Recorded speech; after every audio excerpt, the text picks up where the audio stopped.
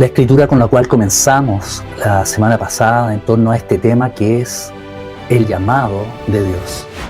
En Marcos capítulo 3 dice así: después subió al monte Jesús y llamó así a los que él quiso y vinieron a él.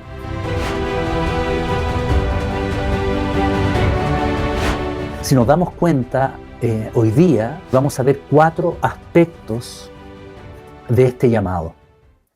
Sin embargo, aquí ya podemos ver algo y descubrir uno de estos aspectos. Jesús llama así a los que Él ha escogido.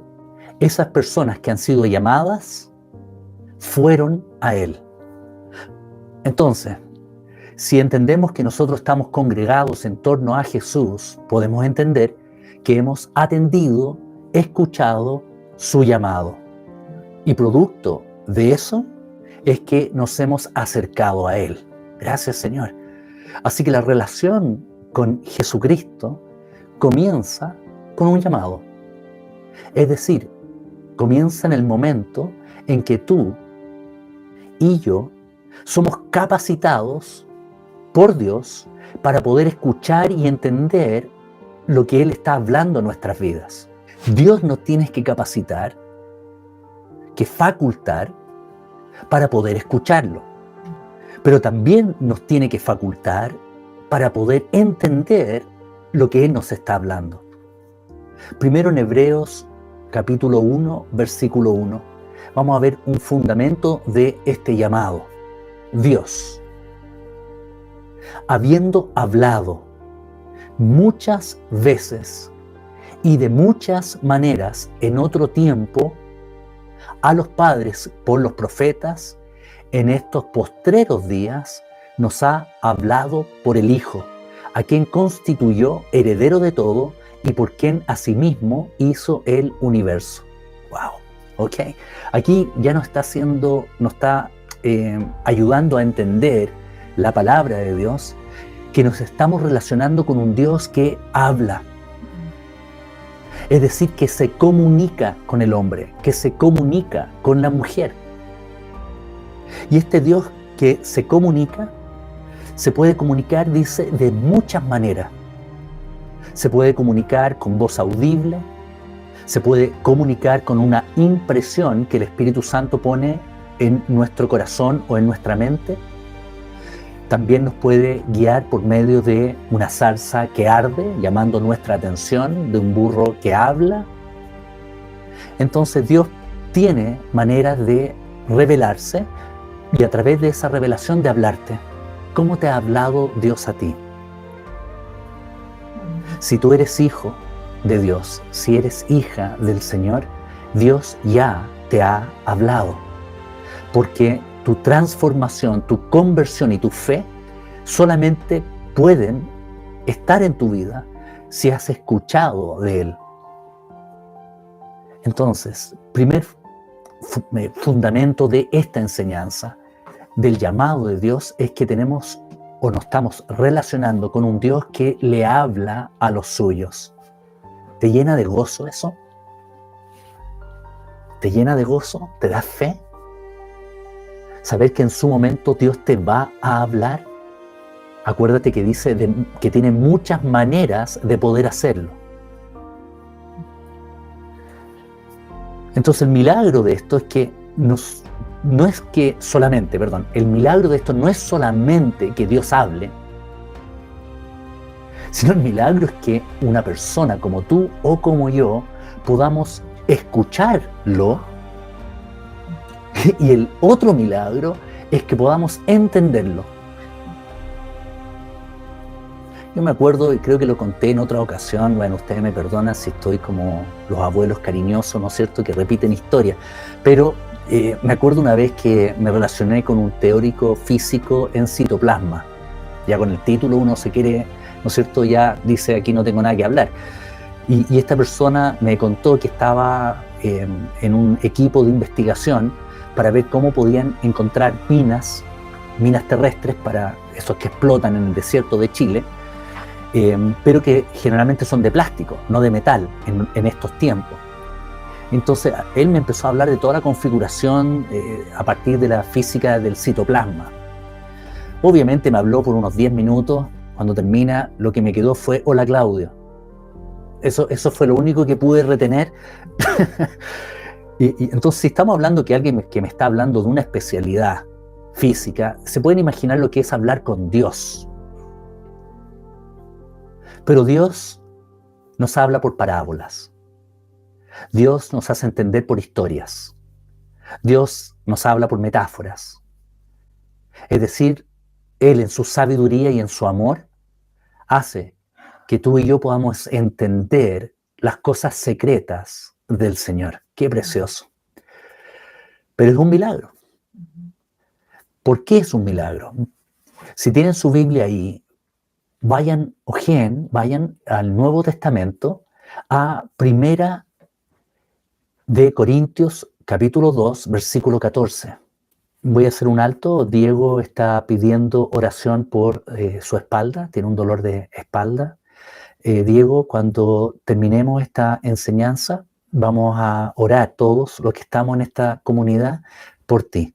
Vamos a orar por ti. Y que lo que estemos hablando hoy día te dé fe para creer en ese Dios que te habla, que interviene, que actúa. ¿Ok, Diego? Así que si te puedes quedar con nosotros hasta el final y ahí podremos orar.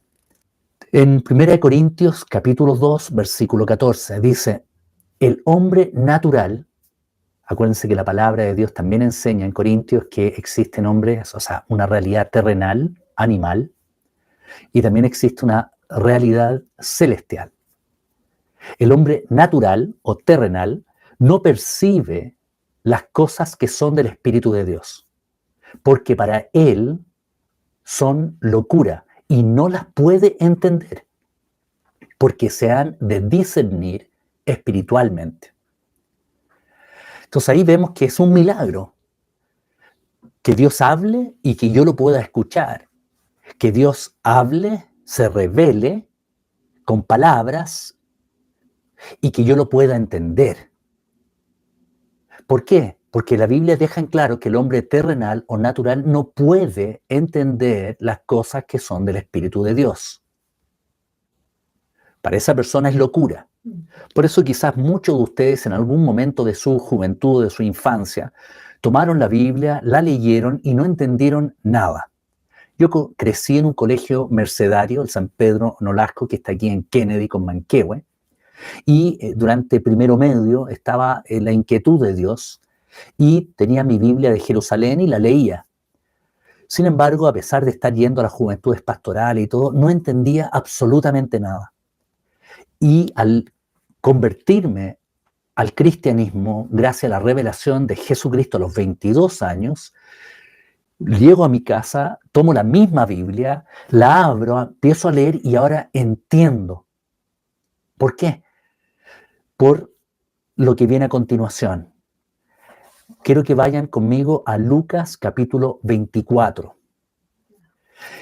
Es Jesús, el Jesús resucitado.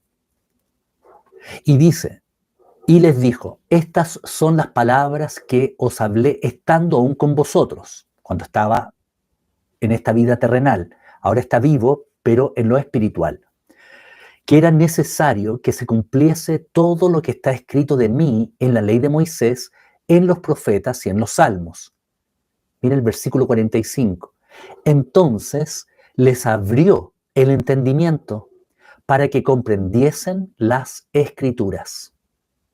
Impresionante, ¿no?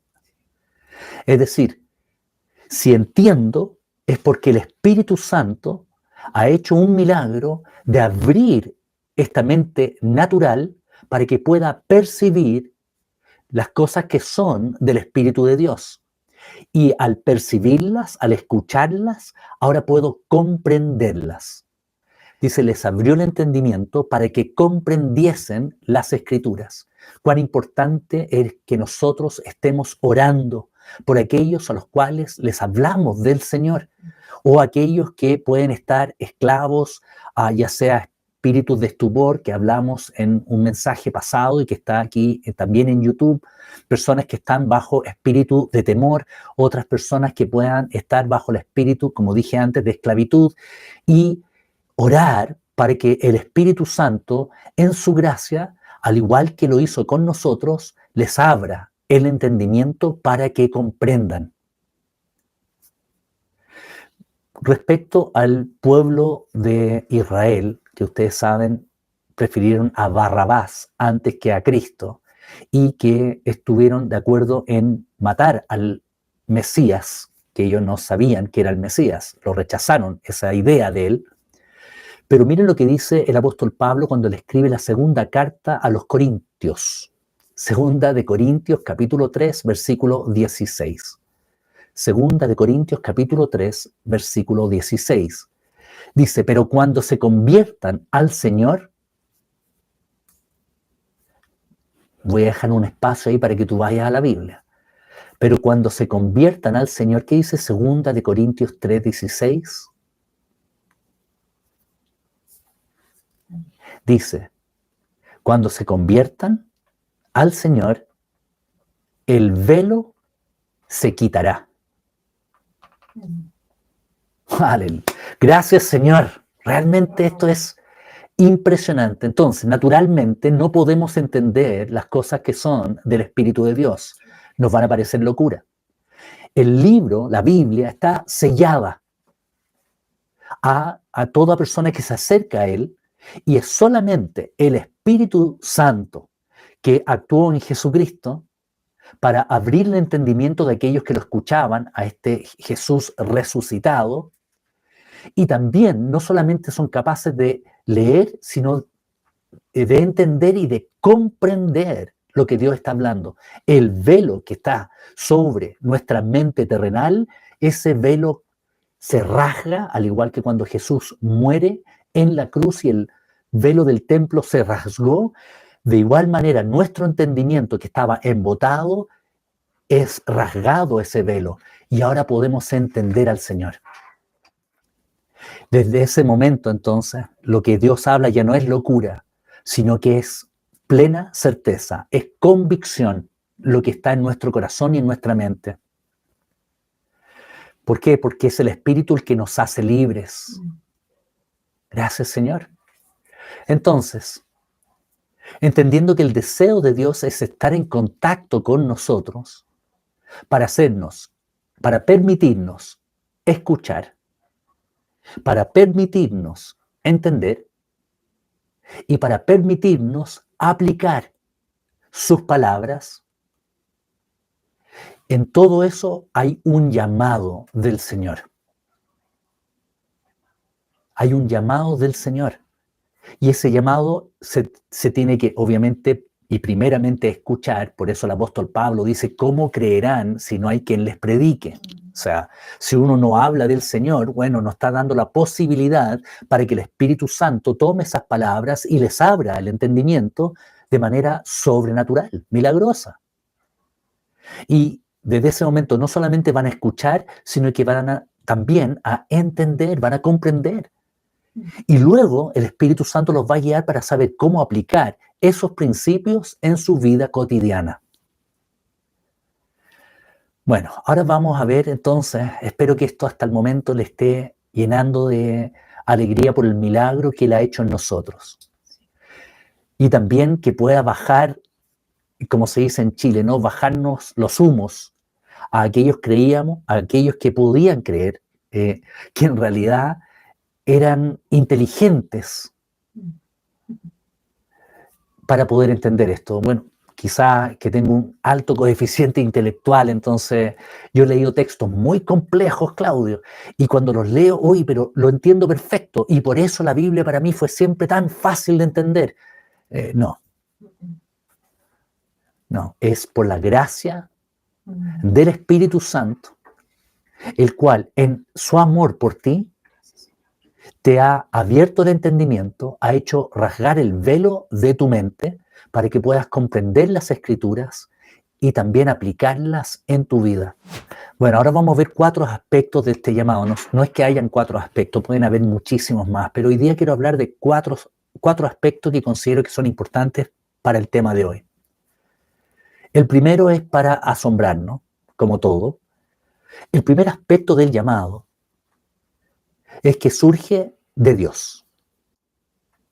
Si recordamos lo que acabamos de leer en Marcos capítulo 3, cuando Jesús desciende del monte, luego de haber estado en la presencia de Dios, dice que Jesús llama así a los que Él quiso. El llamado viene de Dios, siempre. Es Dios quien toma la iniciativa. Ese es el primer aspecto. Siempre es Dios quien toma la iniciativa. Y en esa iniciativa se revela al creyente. No es el hombre, no eres tú. Uno cree que es uno, porque empezó una búsqueda. En mi caso, por ejemplo, empezó una búsqueda a los 22 años de la verdad de esta vida. Esa fue la búsqueda. Pensé que estaba quizás en filosofías orientales, quizás venía por algunas filosofías que seguía, producto de las artes marciales en la cual estaba. Entonces dije, bueno, tiene que haber en esa filosofía una lección de por qué estamos vivos.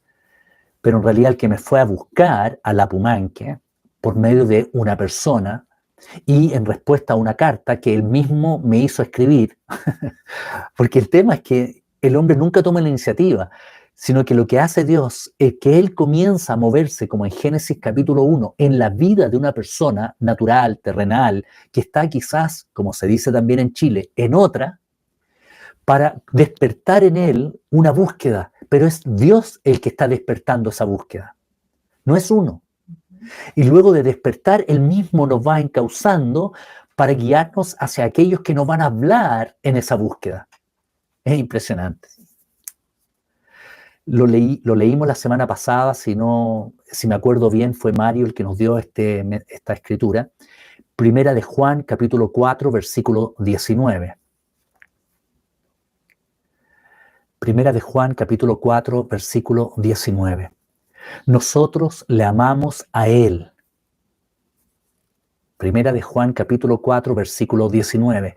Nosotros le amamos a Él. ¿Te acuerdas cómo termina? Porque Él nos amó primero. Nosotros le amamos a Él porque Él me amó primero. Entonces, el primer aspecto a considerar es que Dios es quien toma la iniciativa, nunca el hombre. La palabra dice también, cuando revela el corazón de toda persona sobre la tierra, en el Salmo dice muy claramente, no hay quien busque a Dios. No hay quien busque a Dios.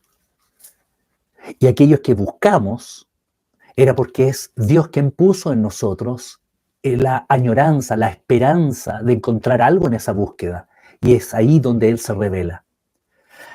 Para citar solamente dos ejemplos de todos los que podría citar de Dios tomando la iniciativa, que es en realidad en todos los momentos de la palabra, vemos que podemos recordar dos. Yo he puesto dos, ustedes pueden poner más. Una es cuando el hombre, Adán y Eva, han pecado producto de que Dios les dijo que no comieran de ese árbol porque morirían, y ellos escucharon la voz del enemigo de su alma, del adversario de Dios, que es Satanás, y comieron del fruto. Y sale Dios a pasear al aire del día, como lo hacía al parecer continuamente con Adán y con Eva. Pero al no encontrarlos y a entender que ellos se han escondido de Él, es Dios quien pregunta, ¿dónde estás? Eso está en Génesis 3:9. ¿Dónde estás? ¿Quién hace la pregunta? Dios. ¿Dónde estaba el hombre y la mujer? Escondidos de su presencia. ¿Quién tomó la iniciativa de ir a buscarlos? ¿Quién inició la conversación? Dios. Luego vemos a Jesús cuando Él llama a sus discípulos antes de la elección que hace en Marcos capítulo 3.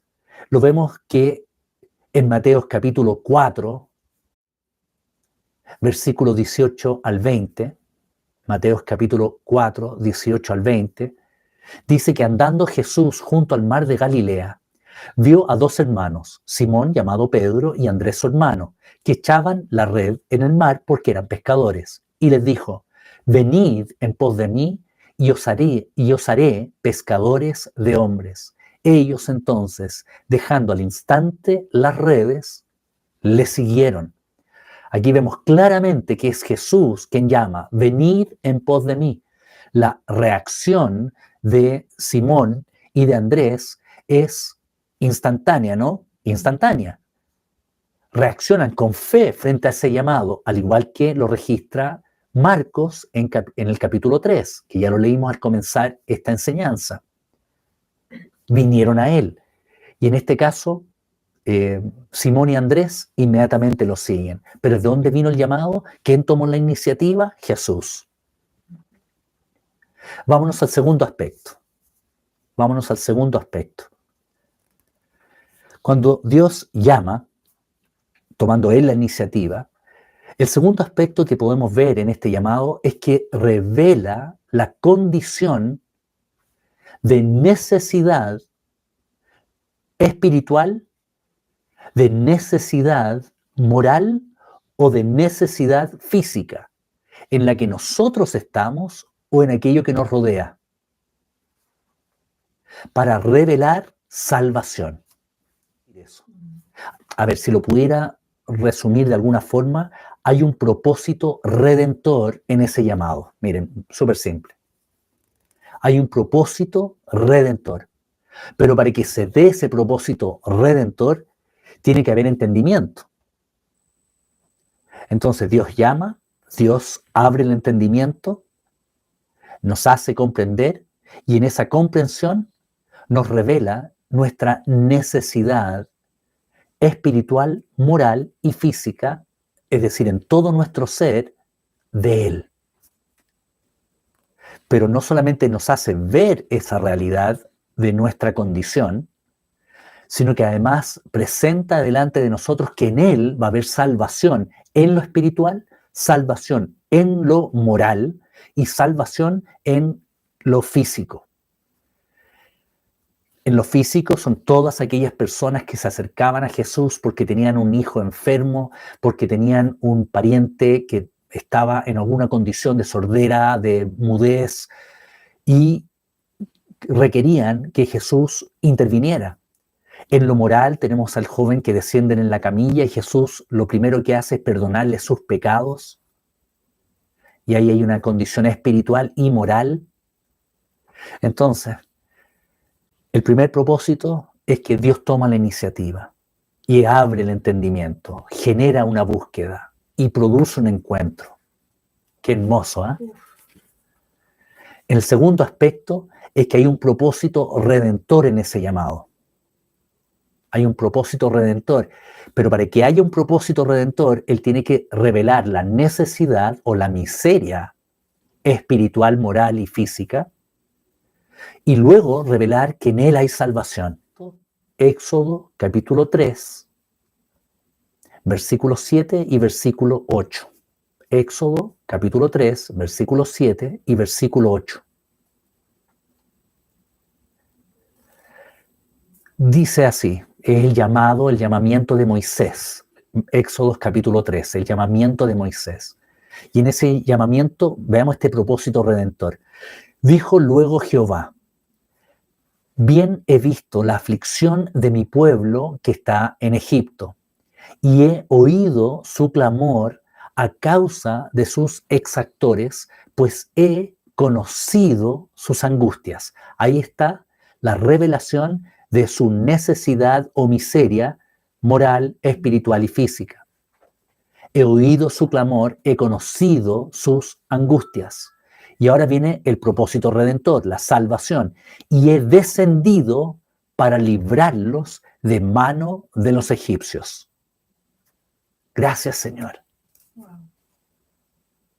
Entonces, por un lado, Él revela pecado, pero inmediatamente el Espíritu Santo revela también la esperanza de salvación en Cristo Jesús. Quizás alguna persona se da cuenta, como la mujer que tenía el flujo de sangre, que ha gastado todo cuanto tenía en médicos que no le daban solución, pero ella puso su fe en Jesucristo porque sabía que basta con tocarlo para que ese poder que estaba en él resolviera su necesidad. Qué preciosa fe, maravillosa. Gracias, Señor. Vámonos al tercer aspecto que quiero poner en este llamado. El tercer aspecto es que da a conocer en este llamado, en esta revelación de sí mismo, algún aspecto o algunos aspectos de su divinidad. Es decir, cuando Dios llama, con estos dos puntos anteriores, también va a revelarnos sus capacidades, sus virtudes. Ya sea de manera directa, como lo vamos a ver en una escritura, de manera directa, o bien que nosotros podamos descubrir por su intervención esa virtud. Vamos a mantenernos en el caso de Moisés, pero ahora vamos a ver Éxodo capítulo 3, ahí está el llamamiento de Moisés, pero vamos a ver los versículos 5 y 6. Dios le dice a Moisés: no te acerques, quita tu calzado de tus pies, porque el lugar en que tú estás, tierra santa es. Y dijo: yo soy el Dios de tu padre, Dios de Abraham, Dios de Isaac y Dios de Jacob.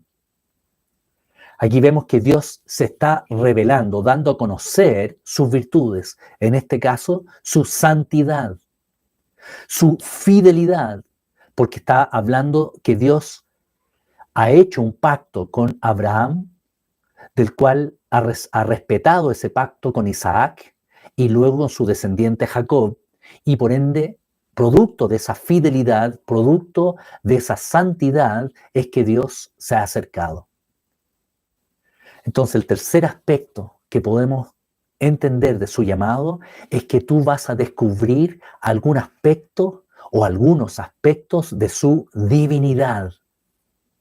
Y eso va a fortalecer tu fe en Él. Eso va a fortalecer tu fe en Él. Veamos el caso de Marta, ¿no? Cuando ha muerto Lázaro, está María y Marta que lo mandan a llamar. Jesús, guiado por el Espíritu Santo, llega posteriormente, unos días después de su muerte, con la intención de glorificar a Dios en ese retraso, entre comillas. Pero mire cómo se revela a Marta. María no salió al encuentro. Algunos dicen que no salió a su encuentro por su dolor, por su tristeza. Otros dicen que no estaba de acuerdo porque él pudo haber ido en el momento que ellos lo llamaron, pero no fue. Pero la palabra dice así, voy a leer desde el versículo 21. Juan capítulo 11, versículo 21. Y Marta dijo a Jesús: Señor, si hubieses estado aquí, mi hermano no habría muerto. Mas también sé ahora que todo lo que pidas a Dios, Dios te lo dará. Miren lo que dice Jesús. Jesús le dijo: tu hermano resucitará. Ahí está. Primero, le está revelando el punto 2, su estado de necesidad, su estado de miseria. ¿Frente a qué? A la muerte de un ser amado. Pero ahora le está revelando, y ahí mismo le está revelando la salvación, que también está en el punto 2. Tu hermano resucitará. Pero ahora va a revelar es decir, una característica de sí mismo, como Dios. Voy a saltar al versículo 25 y le dice: le dijo Jesús: yo soy la resurrección y la vida. El que cree en mí, aunque esté muerto, vivirá. ¡Wow! Impresionante. Entonces aquí Jesús se está revelando algunas capacidades, virtudes, facultades de Dios a Marta y a todos aquellos que están escuchando. Un tercer ejemplo que lo pongo porque a mí siempre me ha llamado la atención este versículo que les voy a leer, es cuando Jesús anda sobre el mar. Eso está en Mateo capítulo 14, cuando Jesús anda sobre el mar. Y ellos estaban aterrados por lo que estaba sucediendo en esa tormenta.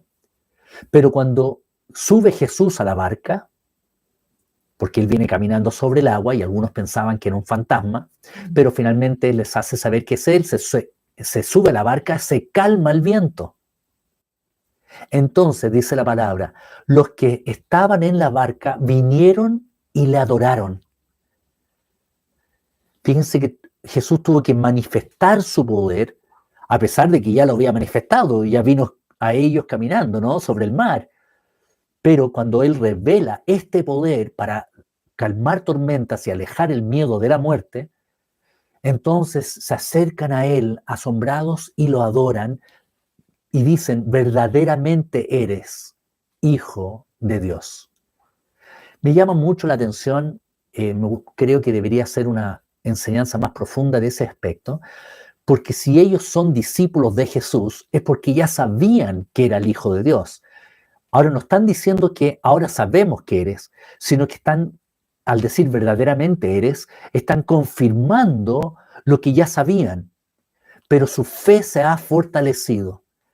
Entonces el tercer aspecto de este llamado es que Dios va a revelarte algún aspecto o alguna virtud, alguna facultad de Él, de su divinidad, y eso va a hacer crecer tu fe y te va a fortalecer en tu caminar. Y el cuarto y último punto es que su llamado implica cambio. Su llamado implica un dejar atrás. A eso me refiero con un cambio.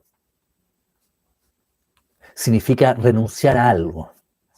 Por ejemplo, en Génesis capítulo 12, versículo 4 y versículo 5, que está el llamamiento de Abraham. En Génesis 12, el llamamiento de Abraham. Todavía no es Abraham. Es el llamamiento de Abraham, sin la H. Y acuérdense, Éxodo 3, el llamamiento de Moisés. Entonces en Génesis 12 dice, y se fue Abraham. En los versículos 1, 2 y 3 está el llamado que hace Dios a Abraham.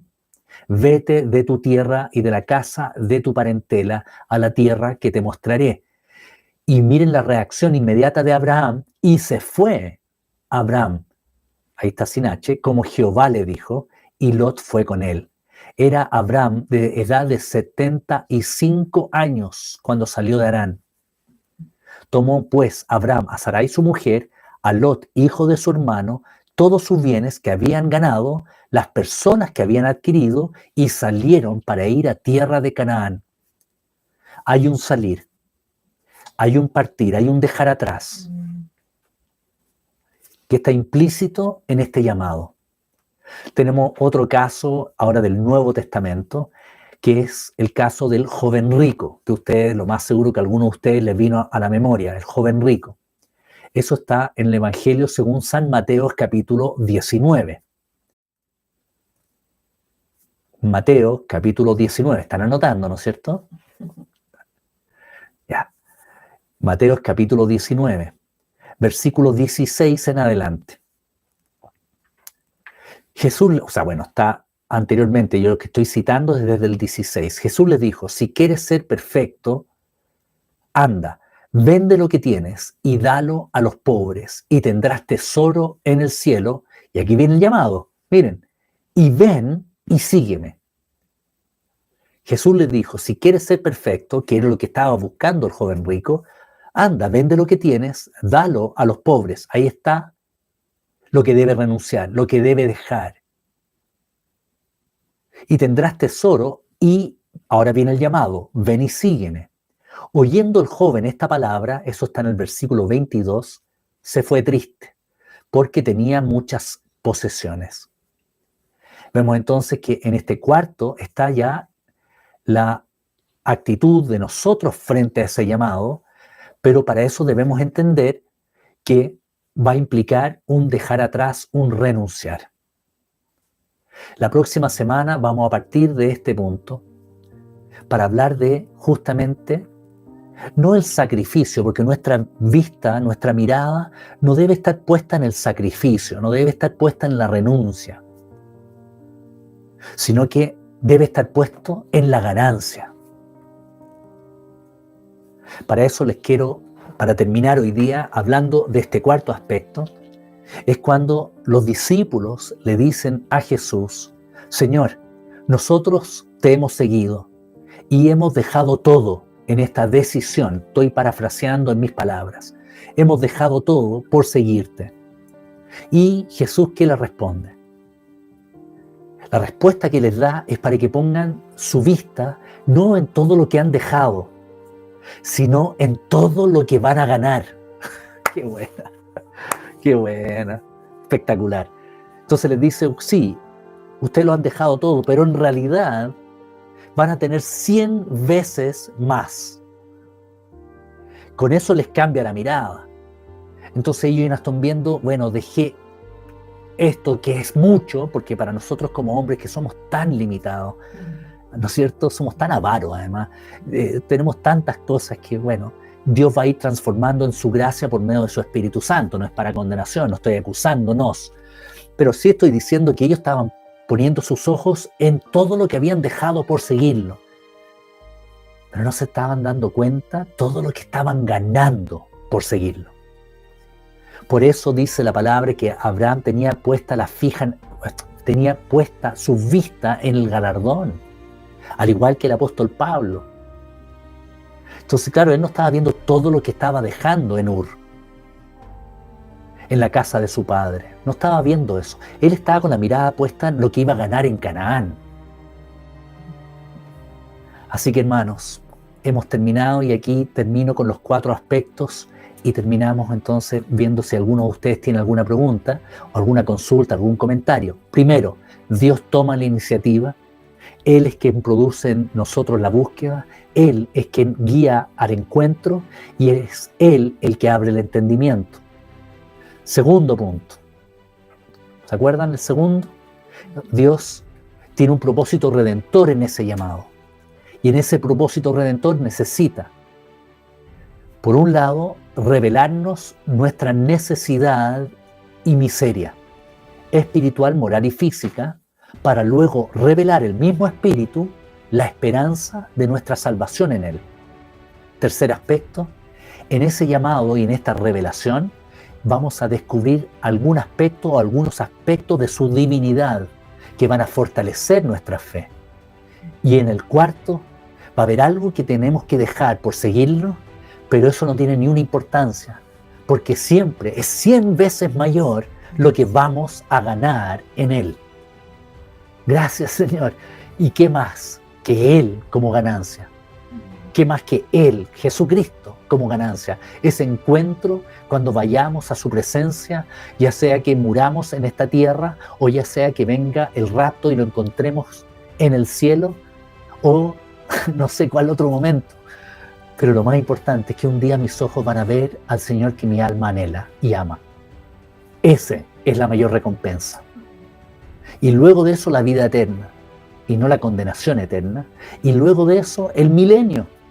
Si queda mucha historia profética aún. Claro, nosotros nos enfocamos muchas veces en el arrebato y queremos pasar rápido por los 3 años y medio de gran sufrimiento, de gran tribulación. Pero debemos poner los ojos en el día del Señor y en el gobierno milenial que Cristo va a establecer en la tierra, donde Él va a restaurar este planeta. Así que, hermanos, tenemos un llamado precioso. Atendamos ese llamado por sobre cualquier otro llamado aquí en la tierra. Ahí debe estar mi corazón, ahí debe estar mis pensamientos, ahí deben estar trabajando mis fuerzas y en eso debe estar también mi fe.